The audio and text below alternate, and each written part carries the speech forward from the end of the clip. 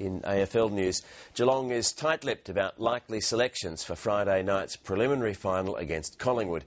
The biggest conundrum is whether Premiership defender Andrew Mackie will be recalled. Just 2 days away from the biggest game of the season so far, even Geelong's captain doesn't know who'll get the nod to face the Magpies. Most agree defender Andrew Mackie was unlucky to be dropped for the semi-final against Fremantle. He took it on the chin, he jumped straight back into his training. He's been involved in everything as far as preparing for games, as though he's ready to play.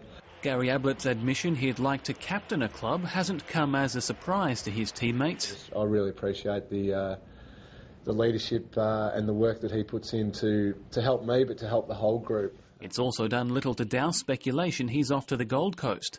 But the Suns have just signed a potential captain. Be a leader amongst the group. And another big one for me was to try and re-establish myself as a really good defender again. Meanwhile, the AFL is sticking by its decision not to select St Kilda's Lenny Hayes in the All-Australian team. Certainly Lenny Hayes was someone that was discussed many times and was very stiff. But I think we got the 22 right. It's also welcomed renewed support of its illicit drug policy following a meeting of AFL club doctors last night. So I think it's important when they get together and they decide that they want to say something that we take notice, and we take a lot of our advice from the AFL medical officers. The policy came under scrutiny after Hawthorn's Travis Tuck became the first player to be suspended for failing 3 tests for illicit drugs. Tim Callanan, ABC News, Melbourne.